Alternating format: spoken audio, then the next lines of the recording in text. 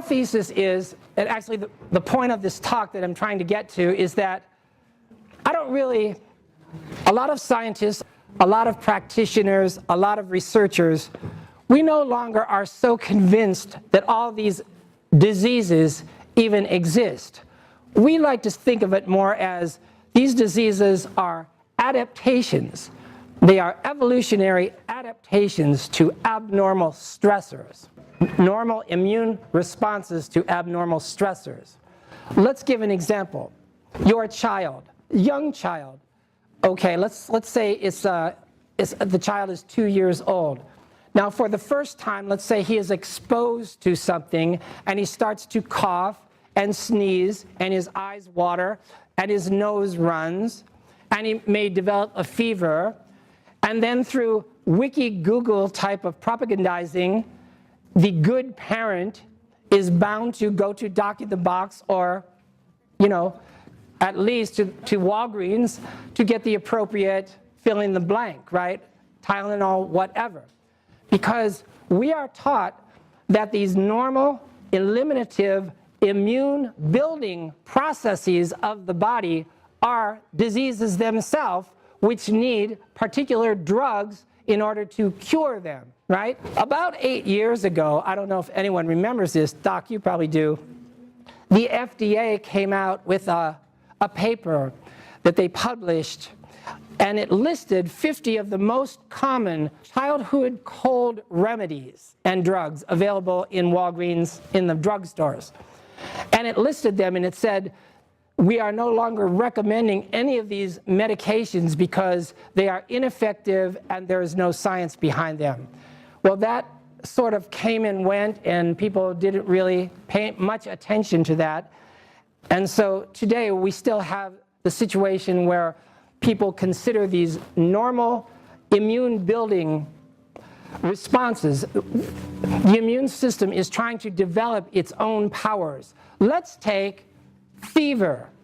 The child, for the first time, his forehead feels hot, so let's stick a thermometer in his mouth. If it's higher than 100 degrees, the parent may rush off to emergency, or the parent may just provide the child with Tylenol or whatever in order to what? To bring down the fever. Exactly. Ignorant of the fact or not interested in the fact that this is the immune system training itself, developing its own power. That little body is trying to learn how to create an inhospitable environment in order to protect itself from invaders for the rest of its life. They pretend that, the specter is, of course, meningitis. If the temperature is 104, 105, whatever, that is a 1 in 20 million chance. Most children who have very high fevers are fine in a week or so, and they have very strong immune systems as a result of that. The point is, these over-the-counter medications for fever are immunosuppressive. They inhibit the body from developing the power to raise its own temperature, which is a vital part of the developing immune system. Now, one of the most classic examples of this idea of diseases as adaptations is probably the relationship between sickle cells and malaria. You're probably aware that endemic in the continent of Africa is the disease malaria, which has been rampant for centuries and killed many, many people. What happened is a lot of Africans developed, as an adaptation, their red blood cells changed from the normal round conformation to sort of a half-moon shape, a sickle cell shape. And even though this is regarded today as a disease in its own right, medical science has recognized that sickle cells are an evolutionary adaptation which save a lot of people in Africa from dying from malaria. This is the classic example of disease as adaptation. Here's another example. Your child is running and falls down, bumps his head on the floor, and instantly gets a bump on his head and it becomes inflamed. We are so worried, oh my God, let's rush to the refrigerator, fill up an ice bag, and put the ice bag on his head in order to reduce the swelling. That's exactly right. Reduce the swelling. Exactly. Okay, the problem with that is edema, again, is a normal power of the developing immune system.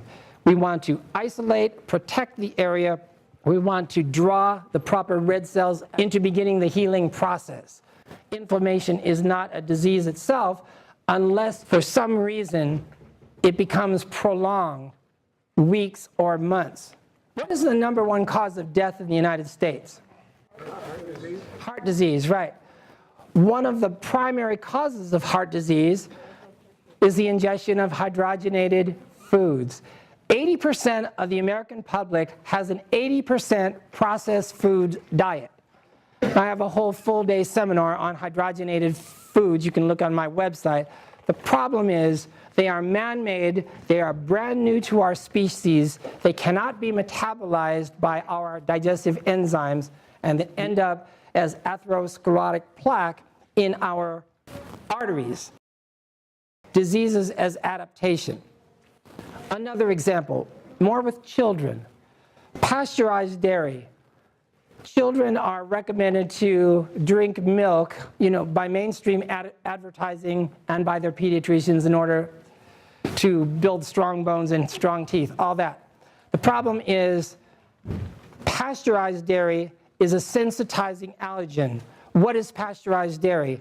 The milk has been heated to 171 degrees Fahrenheit to denature all the enzymes for one reason and one reason only, shelf life. The problem is the #1 cause of childhood asthma is pasteurized dairy. This is one of the few things that all holistic nutritionists agree on. We all agree.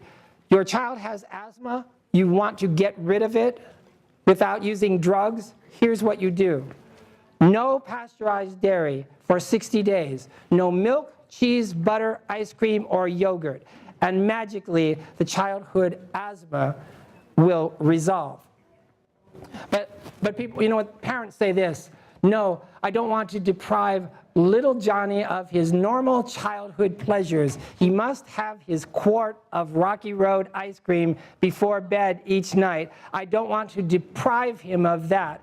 And I'll go to the pediatrician and he will give me the Benadryl derivative which will control his asthma.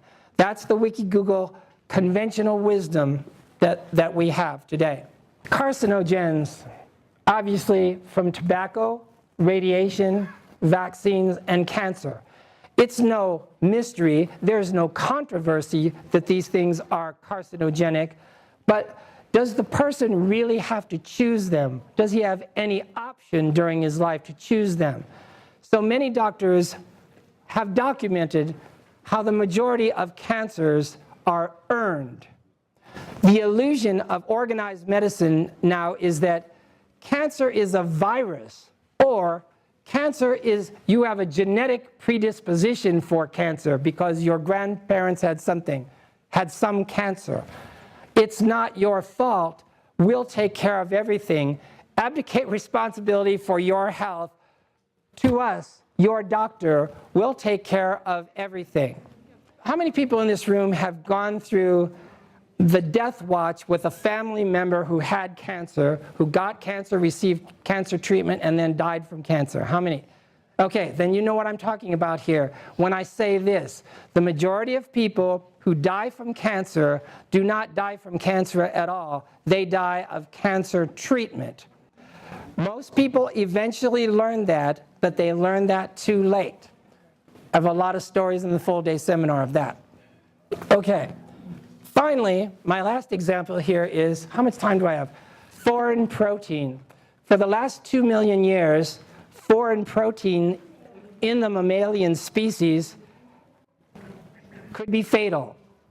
About 100 years ago or so, there was a major change in organized medicine. There was a brand new procedure that created a new disease in humans, and doctors called this anaphylaxis. You're exposed to some foreign protein and you go into anaphylactic shock and you may die.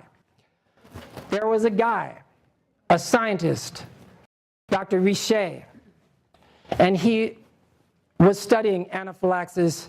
All the scientists and all the doctors who were studying this new phenomenon, widespread phenomenon of anaphylaxis, they realized that it was due to one thing: our new policy of mass vaccinating the population. For the first time, we are going to be injecting foreign proteins directly into the bloodstream of masses of human beings, bypassing nature's three innate immune systems, which are the skin, the respiratory system.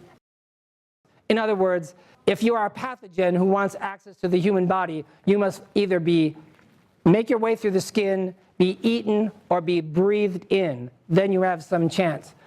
No more are we protected by those three evolutionary safeguards. Now, everyone is being vaccinated, introducing foreign protein directly inside the human organism. Richet and the other scientists saw all this. They called it serum sickness, and they did not even try to hide it. It was well documented that it was being caused by vaccines. Everyone admitted it. The difference with Richet is he saw the big picture. He saw the natural selection picture. Here's what he said. Here's a quote from Charles Richet at that time. Anaphylaxis, perhaps a sorry matter for the individual, is necessary to the species. The individual may perish, it does not matter. The species must keep its organic integrity intact. So here we are again. Disease as adaptation. The species must survive. I go into this in great detail in my chapter on the website entitled The Peanut Allergy Epidemic.